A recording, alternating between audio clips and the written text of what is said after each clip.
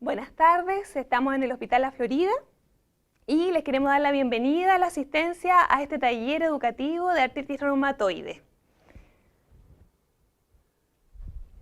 Entonces, ¿qué es lo que vamos a hacer hoy día? Primero vamos a conversar sobre qué es la enfermedad de artritis reumatoide.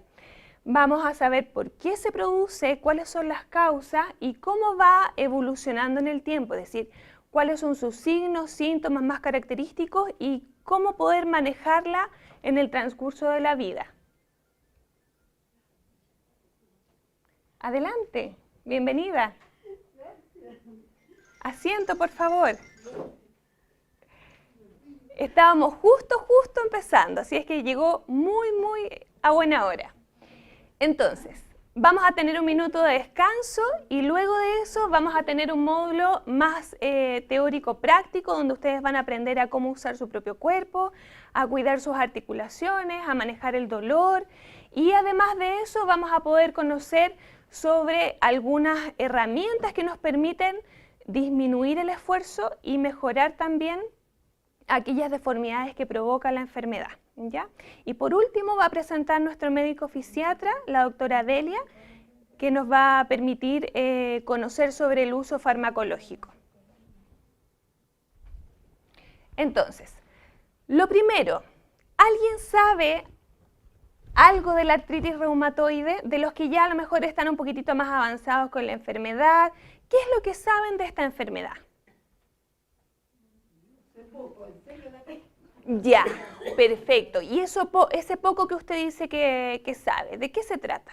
Dolores. Perfecto. Los dedos se van a empezar a deformar. Ya tengo un dedo que se está levantando.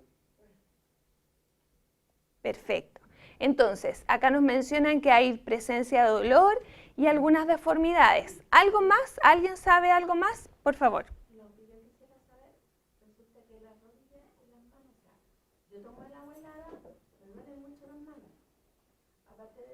Me toco así un poquito la rodilla y me duele pero un montón. Yo no puedo subir escalas.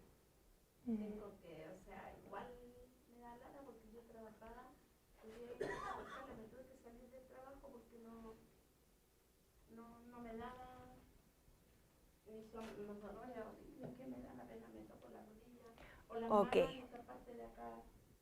A mí me operaron de supuesto túnel carpiano y no era eso. Entonces quedé peor. Ok, entonces tenemos otras características más. Hay inflamación, hay dificultad para poder hacer actividades cotidianas como por ejemplo subir y bajar escaleras, impacta también en poder realizar actividades que uno hace laboralmente. Ok, ¿algo más? ¿Usted quería comentar también? Bueno, lo que yo sé que es una enfermedad inflamatoria. Perfecto. Crónica. Sí. Que no se sabe mucho el origen. Perfecto. Y que ataca especialmente las articulaciones de rodilla, mano, codo, hombro y a mí me afectó la columna lumbar. Exactamente la sacro, la que se inflama. Ok, perfecto. Entre todo lo que ustedes han aportado, estamos armando este puzzle, ¿cierto? Efectivamente, tal cual como dice usted, es una enfermedad autoinmune que no tiene una causa establecida claramente, ¿ya? Por lo tanto, pudiese empezar, darle a cualquier persona. Sí hay estudios que hablan de que hay una carga genética importante con respecto a la aparición. Es decir, si mis abuelos o mis padres tienen la enfermedad o la tuvieron, y ya no están con nosotros, yo tengo posibilidad de manifestarla, ¿ya? Es decir, que me aparezca. ¿Cuándo puede aparecer?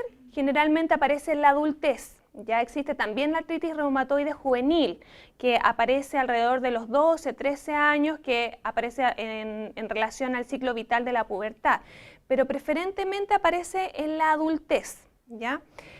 Además de eso, tal cual como ustedes decían, es una enfermedad crónica. ¿Qué quiere decir eso? Que en la medida que va pasando el tiempo, la persona se va deteriorando mucho más, ¿ya? Perdón. Se va deteriorando mucho más y ese deterioro va en relación a algunas deformidades que pudiesen ocurrir en el cuerpo. ¿Dónde ocurren esas deformidades? Principalmente a nivel articular. Y pudiese aparecerse en pequeñas articulaciones o en grandes articulaciones. ¿Cuál es cuál? Las pequeñas articulaciones son, por ejemplo, estas articulaciones chiquititas que están en las manos, en los pies, ¿ya? Que es donde más frecuentemente aparecen las deformidades, ¿ya? Pero también pudiese estar presente en grandes articulaciones como el codo, los hombros o a nivel también de cadera, rodilla, ¿ya? Hay una dificultad para poder hacer un diagnóstico precoz, ¿ya? ¿Por qué? Porque su inicio tiene sintomatología que no necesariamente responde a algo que se pueda evidenciar tangiblemente. Entonces vamos a ver más adelante que es una enfermedad que es de difícil diagnóstico y lamentablemente cuando se diagnostica a veces ya están en etapas mucho más avanzadas, ¿ya? Y eso hace que la enfermedad no sea abordada de forma precoz y que se eviten algunas deformidades o algunas complicaciones, ¿ya? El hecho de que ustedes estén acá ya es un factor protector para ustedes porque van a conocer cómo se manifiesta la enfermedad y cómo también evitar que vaya avanzando más rápido de lo que pudiese avanzar si ustedes se cuidan, ¿ya? Entonces, tiene una causa desconocida, tiene una caracterización importante de inflamación. ¿Qué se va a inflamar? La articulación, ¿ya? Que pueden ser pequeñas articulaciones o grandes articulaciones. Es progresiva, es crónica, va aumentando su grado de severidad en relación al transcurso del tiempo y además de eso tiene caracterizaciones importantes de rigidez y cansancio. La rigidez que se siente es a nivel articular y tiene un momento bien característico que es al despertar. No sé si ustedes lo han sentido así. Uno de los signos claros es una rigidez matutina al despertar que dura alrededor de 30 minutos. Y las personas generalmente manifiestan que para que se vaya esa sensación de rigidez articular, tienen que esperar un buen rato en la cama para poder tener un poquitito más móviles las articulaciones y luego ya con la ducha de agua tibiecita mejora la movilidad del cuerpo. No sé si ustedes si han sentido ese síntoma, cómo lo hacen. Cuéntenos por favor su experiencia. Yo, por ejemplo, en las manos y en la columna, porque igual no me puedo así como levantar. Tengo que estar así un buen rato, pero igual yo digo, no, si esto a mí no me la puede ganar, porque yo tengo que seguir adelante porque uno tiene que hacer las cosas de la casa. Yo no puedo estar mucho sentada ni mucho parada porque me duele mucho la columna. Claro, y usted se da fuerza, fortaleza día a día para seguir luchando. Sí, una que yo cuido a mis nietos, entonces al colegio. Tiene responsabilidades, compromisos que cumplir. Igual a mí me complica esta enfermedad mucho porque hay veces que me da pena porque me duelen mucho las manos, las rodillas, entonces igual a mí me da pena porque yo digo, pucha, ¿por qué? Bueno, de repente digo, bueno, hay personas que están peores que uno tiene que adaptarse a lo que le tocó, ¿no? Yo misma me doy esa fortaleza, ni siquiera yo le digo a mi hija que me duele esto, que me siento así, no, porque igual no las puedo incluir a ella porque el dolor es mío. No puedo traspasarle a ella lo que yo... O sea, yo me siento así que no debo traspasarle a ella porque también ella tiene sus problemas. Lo que usted menciona es súper importante y lo vamos a ver más adelante, más en detalle. Es una enfermedad que no solamente afecta a nivel físico, que también va a tener un impacto importante en lo emocional y en lo social, y en lo familiar también. También en lo económico, ¿ya? Porque uno deja de participar en algunas actividades como por ejemplo actividades laborales. Bueno, hoy en día la patología es, perdón, la enfermedad es una enfermedad auge. ¿Qué quiere decir eso? Que está cubierta por el Ministerio de Salud, ¿cierto? Pero aún así tiene un impacto importante en distintos ámbitos.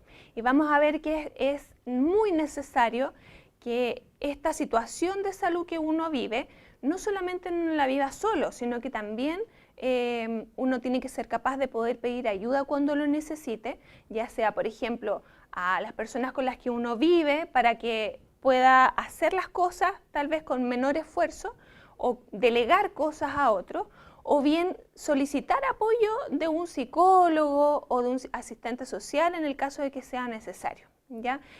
Y eso es parte del autocuidado, es decir, no solamente tomarse los medicamentos, no solamente cuidar de hacer algunos sobreesfuerzos, sino que además el poder decir, ok, yo no estoy bien emocionalmente, por lo tanto necesito ayuda y la busco. Ya también es muy sano y también es parte de la valentía que uno tiene que tener para enfrentar estas situaciones, ¿ya? Pero yo pienso que uno tiene tener fortaleza, porque el psicólogo no le va a dar ninguna solución, solamente le va a escuchar lo que uno piensa, lo que uno cree, lo que uno siente, y no hay otra solución, porque el psicólogo no va a ir a la casa, por ejemplo, si a mí me falta un pan, no va a ir el psicólogo a decir que me tiene para un pan. Efectivamente. Uno tiene que...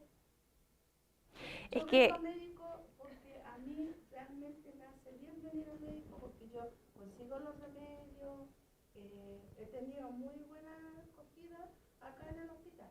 En cuanto a los médicos, he tenido buena atención, sobre todo con la niña que me hizo unas prótesis para la mano. La terapeuta ocupacional. Sí, ella es una excelente niña, no tengo nada que decir de ella. Es una muy buena colega. Ella es una niña que... Sí, pero ojo, porque cada uno con su rol. Yo creo que el psicólogo también tiene mucho que aportar. Efectivamente, él no le va a dar soluciones, porque el rol del psicólogo es poder escuchar, contener y guiar, pero somos cada uno responsable de las decisiones que uno toma. Y así como existe el psicólogo, también existe el asistente social, como para poder movilizar en la red qué apoyos económicos pudiesen haber para poder otorgarle. Pero ahí en el fondo tiene que ver con qué es lo que usted necesita, a qué profesional acudir, ¿ya? Vamos a avanzar.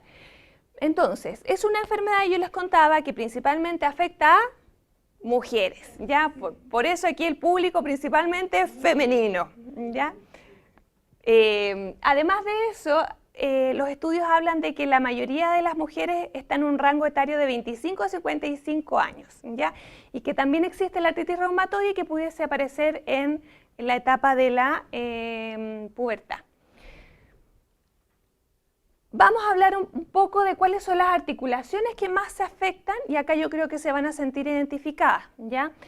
Yo les hablaba de que las pequeñas articulaciones más afectadas son las ligadas a las manos y la de los pies, que están vinculadas a los dedos, ¿ya? Pero además de eso también se pueden afectar la rodilla, la cadera, el codo, el hombro, los tobillos y principalmente a nivel cervical, ¿ya? Además de eso, vemos que esta enfermedad no es constante, es decir, es crónica, va deteriorándose cada vez más el cuerpo en el tiempo, pero tiene periodos, es cíclica, es decir, van a haber días que ustedes van a sentir más energía, menos dolor, menos molestia, pero van a haber periodos en que ustedes van a sentirse con más dolor, con más inflamación articular, con más cansancio, y eso responde a cómo es y cómo cursa la enfermedad, ya que es de carácter cíclico. ¿Ok? Entonces, se habla de periodos de brote o de remisión o de crisis en aquellos momentos en los que ustedes van a sentir más exacerbada la sintomatología, ¿ya? Además de eso, tiene un curso lento y progresivo, es decir, y esta característica hace que el diagnóstico no sea precoz. Empieza con pequeñas molestias que uno muchas veces dice, no, es que estoy cansado, no, es que a lo mejor me ha tocado mucho trabajar, es que a lo mejor me hacen falta vacaciones, o tal vez me tengo que hacer un chequeo, pero no lo asocian a una enfermedad en específica, como por ejemplo si uno tiene mayor romadizo, uno dice, estoy resfriada, o si uno le duele la garganta, dice, puedo tener amigdalitis.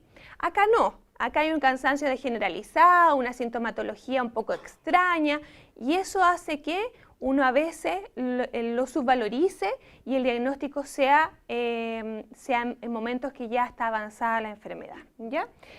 Además de eso, generalmente afecta a múltiples articulaciones. ¿Qué quiere decir eso? Para que se haga un diagnóstico, por lo menos tienen que haber 3 articulaciones afectadas. Entonces vamos a ver que en algunas personas van a tener mayor sintomatología en las articulaciones de las manos y otras que van a tener en las manos y en los pies y otras que van a tener solamente, por ejemplo, a nivel de columna u otras que a lo mejor van a tener muchas más. Entonces va a depender de la persona, va a depender de la calidad de vida que tenga la persona y en qué minuto se haya hecho el diagnóstico, ¿ya? Y además de eso, en etapas mucho más avanzadas, además de esta inflamación articular y esta rigidez matutina, vamos a encontrar algunos signos como por ejemplo disminución de la fuerza muscular, algunas alteraciones del movimiento de nuestras articulaciones, es decir, comienza a haber menos movimiento articular y pudiese también aparecer algunos nódulos que son como especies de calcificaciones que aparecen a nivel de las articulaciones, que son unas protuberancias un poquitito duras y molestas y que parten en un inicio con una inflamación importante. Y pudiese también afectar de forma sistémica al nivel cardiorrespiratorio como forma secundaria, ¿ya? Si van teniendo dudas, me van preguntando, ¿ok? Entonces, estos son los criterios que el médico utiliza para poder decidir si es o no es un diagnóstico de artritis reumatoide, que es con los que trabaja la guía clínica del AUGE, ya de las guías GES que nos permiten a nosotros como profesionales poder hacer un diagnóstico precoz en el caso de los médicos o bien entregar el tratamiento indicado para las personas que padecen esta enfermedad. Entonces, ¿cuáles son las sintomatologías que nos permiten orientar a una sospecha diagnóstica? Es decir, el médico con esto va a decir, parece que pudiese ser artritis reumatoide, ¿ya? Rigidez matutina, superior o igual a 30 minutos. Dolor articular que va a ser persistente, ¿ya? Además de eso vamos a encontrar articulaciones inflamadas, de 3 a más articulaciones inflamadas. Pero además de eso, esos síntomas van a tener validez suficiente para decir, sí, es un diagnóstico de artritis cuando esta sintomatología persiste por más allá de 6 semanas, ¿ok? Y además de eso, van a haber 2 pruebas que les van a realizar ustedes, que son, la primera, una radiografía que permite ver cómo están sus articulaciones, y la segunda es una prueba de sangre que permite ver si está presente o no el factor reumatoide. ¿Ok? ¿A todos les hicieron esos exámenes? ¿Sí? Díganme. Mi hija fue diagnosticada ahora en agosto. Hace muy poquito. Empezó con muchos dolores en la columna, no le pasaba con antiinflamatorio ni nada. Le tomaban exámenes de sangre y los exámenes salían normales. Entonces no sabía qué tenía porque le sacaron los calmantes, estuvo hospitalizada 20 días. Le sacaron los calmantes y volvieron los dolores así muy fuertes. Y ahí le tomaron la resonancia magnética y apareció la inflamación en toda la columna. Perfecto. Muchas veces el examen que primero se utiliza es la radiografía.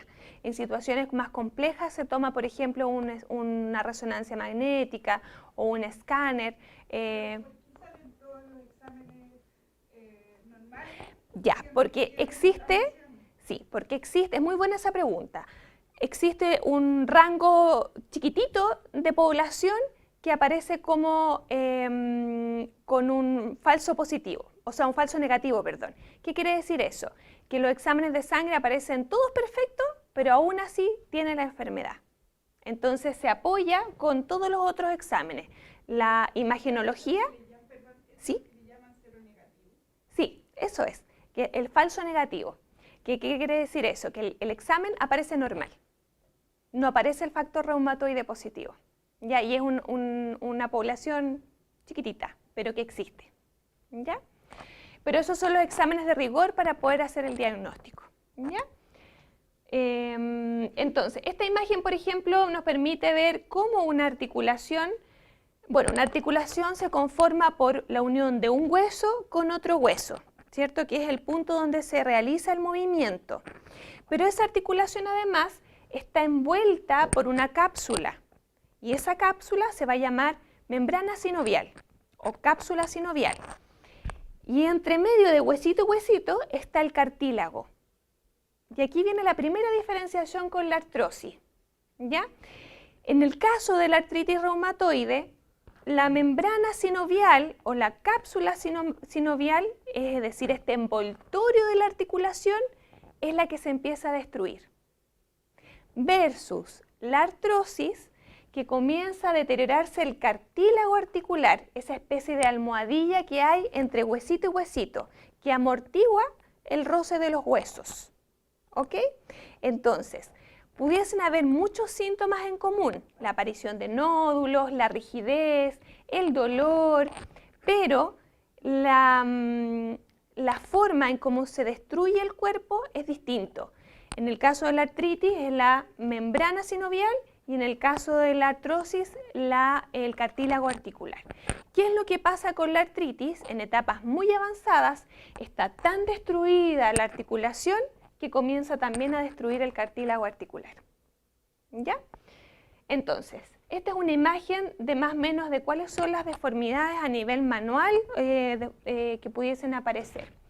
Entonces, yo les hablaba de los estadios, es decir, las fases por las que cursa la enfermedad. ¿Ya? La primera fase pueden aparecer, si ustedes se meten a internet a buscar, pueden aparecer clasificaciones distintas. Este es un tipo de clasificación, ¿ya?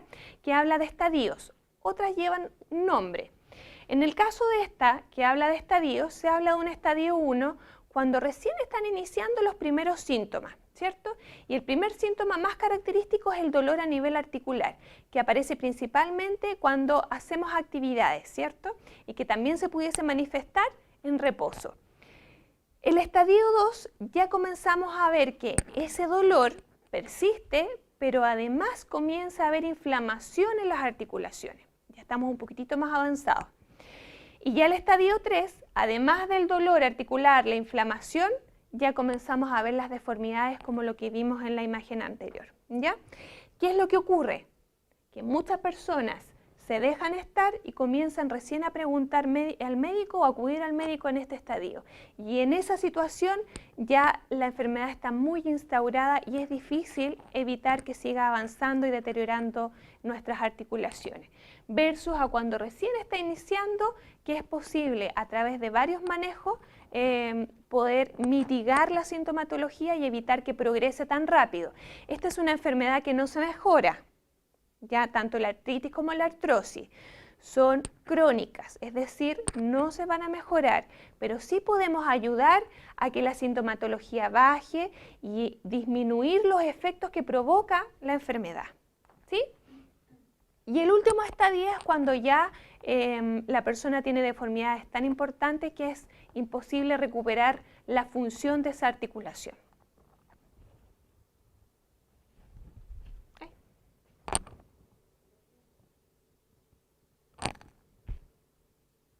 Ahí hay algunas imágenes que nos permiten ir refiriéndonos a los estadios, ¿ya?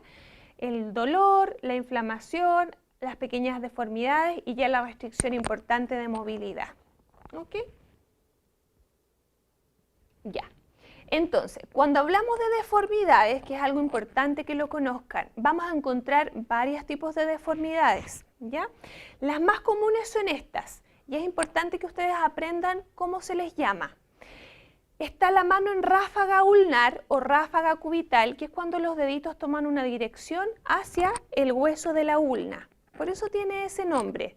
Antiguamente este huesito se llamaba cúbito, hoy en día el mismo hueso se llama ulna. Entonces pueden encontrarla como ráfaga ulnar o ráfaga cubital. Entonces los deditos toman la dirección hacia este hueso. ¿Ok?